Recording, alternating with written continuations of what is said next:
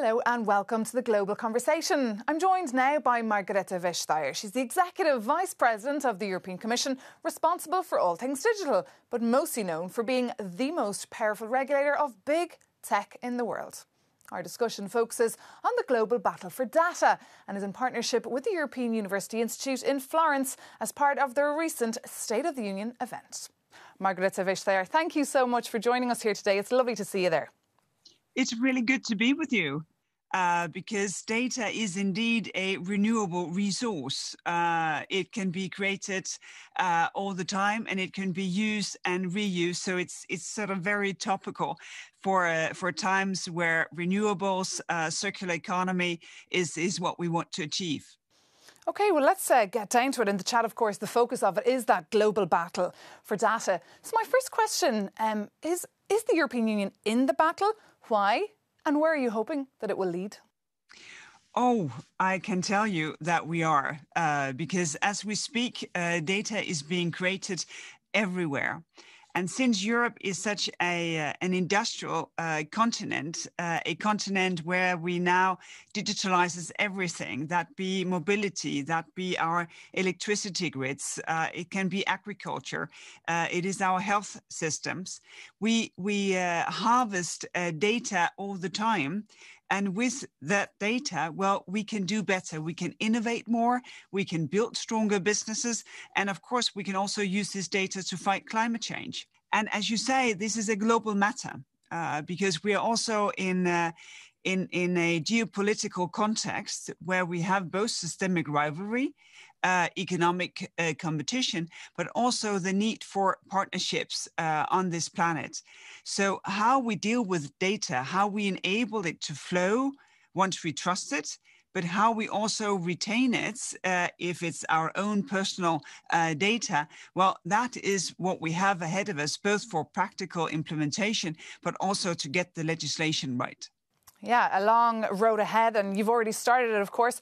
And if you do look at the US and China, I mean, they are innovating very fast. China very aggressively, may I add. When will the EU catch up? I mean, because this talk of an EU single market of data, it looks fine. It looks very nice on paper, but it feels a little bit abstract.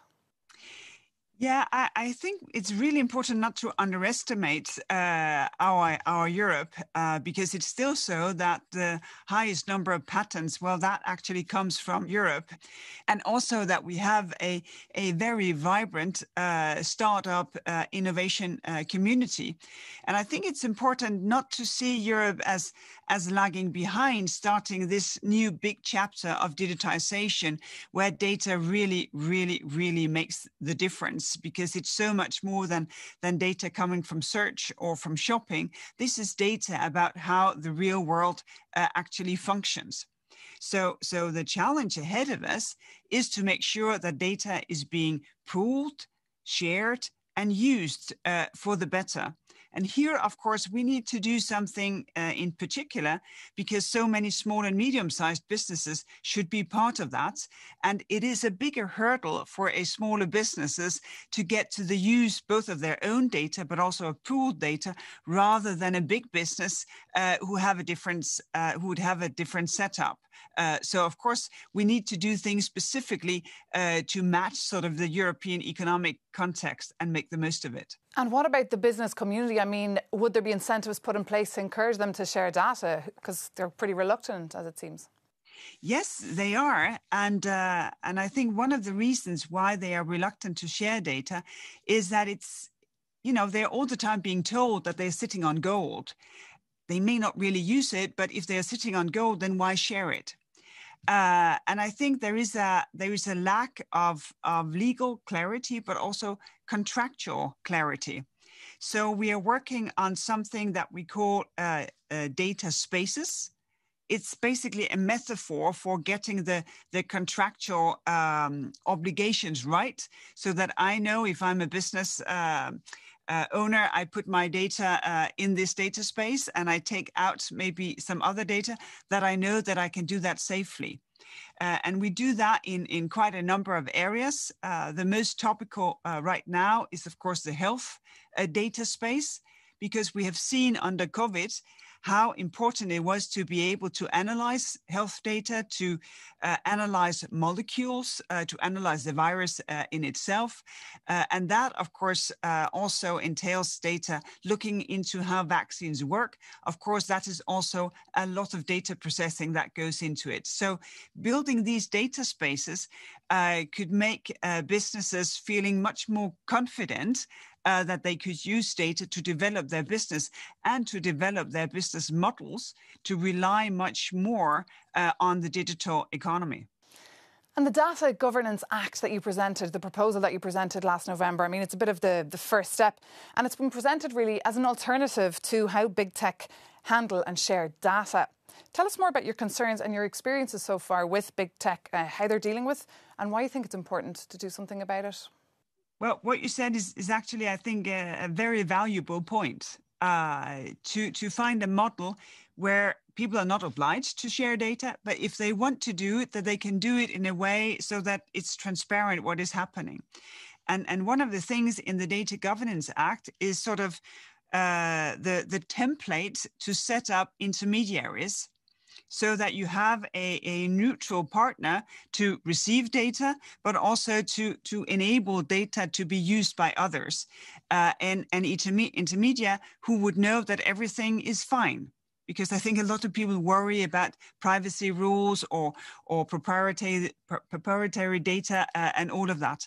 And that, of course, is a different and more dynamic model because it allows many more to participate in the data economy, where you see with some big tech, you see this giant accumulation of data that makes it very, very difficult for others to get a competitive edge, because the more data you have, well, the better you can, for instance, foresee what will be the demand patterns from customers.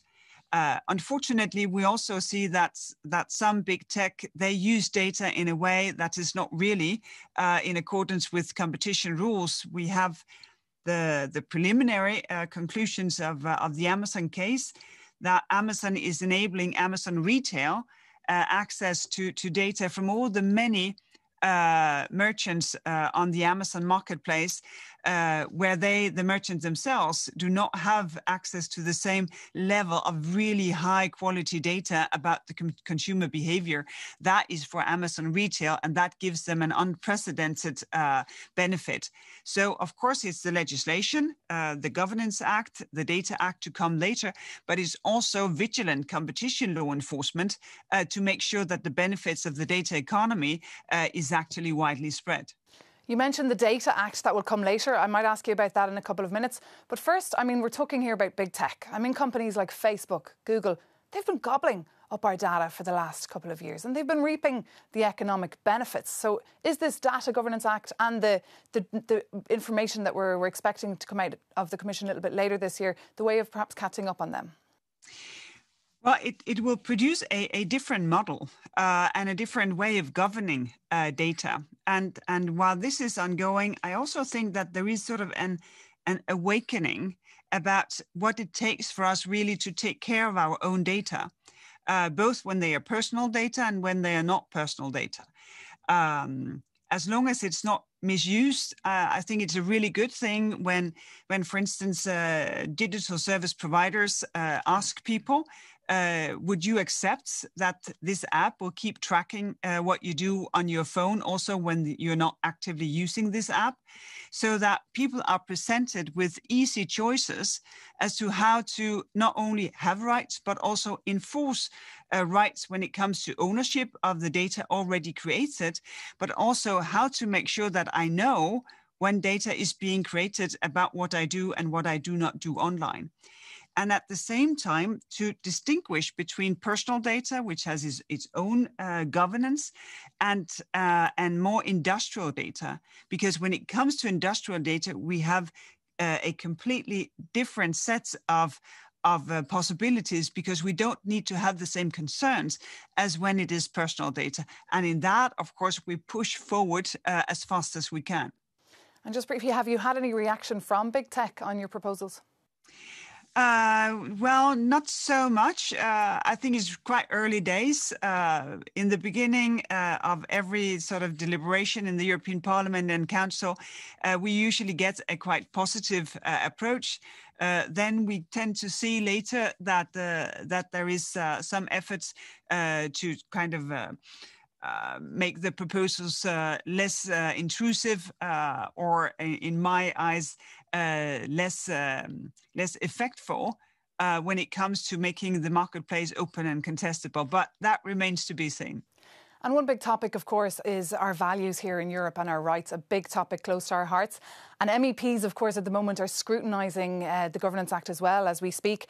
And they're saying it should, of course, be based on privacy, on transparency and respect for fundamental rights. So how are you going to strike that balance? The point of the European model is indeed that we will take sort of our speaking line from all our speeches and put them into everyday life, because otherwise the speeches, they are basically nullified. So the challenging thing here is to say, well, if we want to enable people to enforce their rights and at the same time to enable our economy to get the best that data can produce, then we'll have to strike a balance and also to differentiate between different types of data. And I think that is I know a very trivial point, but also very important, because not everything is personal data. And not every data that has been anonymized can be traced back to the original data owner. And I think we need that kind of nuance in the debate in order to enable a setup that will create the trust, not only for those of us who provide data, but also for the businesses who will actively use it, so that they can do that with legal certainty and go ahead with their innovative processes. And you mentioned there how one thing can be a statement from the Commission and another thing is what's happening on the ground, which leads me nicely on to my next question, which is, what about the implementation of the Data Protection Act? I mean, it will, of course, be up to national data authorities, but assessments have shown that EU countries can't enforce the GDPR rules properly. So what's foreseen now to ensure stronger oversight with this? Well, indeed, one of the reasons that we know that there are a number of differences between member states when it comes to the enforcement of our privacy rights is indeed that we watch this very closely, and we work very closely both with the European Data Protection Board and national authorities in order for best practices to be shared as fast as possible, and for the sort of the real life effects of having rights when it comes to privacy, for them to be more and more the same all over the Union. And since this was new when it was implemented, I think, almost to the date 2 years ago, we still have work to do in the implementation phase. And for everyone working in legislation, the co-legislator, for us in the Commission, of course, it's a really valuable reminder that we should make sure that the legislation that we proposed eventually pass in Parliament and Council, that it is enforceable, that it can be made real life on ground, that we do not, to get the finest of all compromises, that we make things so tricky that it becomes really difficult to make it work in real life. And that, of course, is necessary for the development of artificial intelligence. And just a few weeks ago, we covered it here on Euronews. You put on the table your proposal for a European-wide artificial intelligence regulation. I believe it was 3 years in the making. Now, they have been widely welcomed, but some have criticised that they're vague in some areas and they could contain some loopholes. So what would you say to them? It's a really important discussion. What are the definitions in a legal proposal, so that us who tables it and those who passes it have the same understanding, and those who uses it, they can see that it makes sense, so that if ever challenged by court, the court has good line of reasoning, and we do not get some surprises down the road. We have made quite an effort to make a future-proof definition of what is artificial intelligence, because it's a group of technologies, and when we are focusing on the use cases here, what we are saying is, for instance, is when it's used for predicting, assisting in decision making, finding patterns, so that instead of focusing on the exact technology, then focusing on what is it that it can actually achieve. And remind our viewers what benefits these kind of data-centric societies and the development of artificial intelligence could bring to their daily lives. Well, I am really enthusiastic about this. I have seen, for instance, when it comes to doing a cancer diagnosis, you can use artificial intelligence to help your doctor get a much more nuanced reading of all the many tests that can be done on your blood, so that you get a better diagnosis and you get it faster, so that treatment, if that is needed, can get started.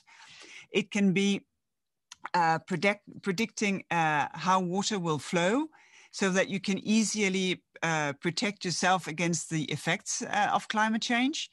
It can be how to use fertilizer or pesticides in agriculture, depending on the quality of the soil, the weather conditions. Artificial intelligence can help the farmer to minimize the use of fertilizer, minimize the use of pesticides. Of course, the very trivial examples that we get a recommendation for the next movie that we might like to see, or the next music that we might like to hear. So from the very important life or death, helping out to get a diagnosis fast and good, to something that we use in everyday life, and basically everything in between. Artificial intelligence is here already, and I think it will spread to almost everything we do.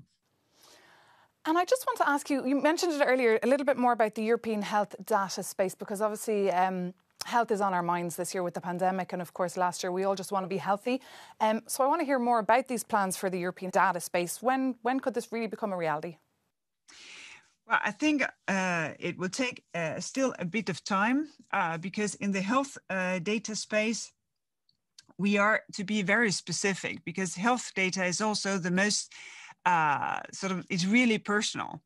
So it's really important that we get this right to create the trust that people's health data can be in a health data space. And in particular, since we know that the majority of Europeans actually say, no, we're not interested in sharing our health data for no matter what purpose. And that, of course, is something that we'll have to work on, to find ways for people to trust that the way that it is set up is secure, so that we can use this data to find better cures, better to predict what would be the long-term effect if, for instance, COVID is treated in one way instead of another way, so that we can engage to improve our health systems. So we are very careful working internally, everyone who knows about this, so there will still be some months before we can launch it. Okay, and I suppose just one final question. What do you want your legacy to be when it comes to this battle for global data, when it comes to regulation and policy? What do you want to see actually set in stone before you leave office? Oh, I still have, give or take, 3.5 years to go. So I think I should focus on the job at hand and not so much on whatever legacy. But the job at hand is to give citizen confidence that the markets actually serves them, that technology actually serves them as humans, because that is the point of a democracy, that the integrity and the dignity of each and every one of us, that is the starting point. And that is what I think about basically every day when I get up in the morning, because I think that is the core of our society, and technology should know that, and the market should know that we are not just the raw material or the products. It is for the humans to be at the center of both market and technology. Thank you so much, Executive Vice President Margrethe Wisch there. It was great to talk to you, and we look forward to speaking to you again here on Euronews. And thank you so much for watching.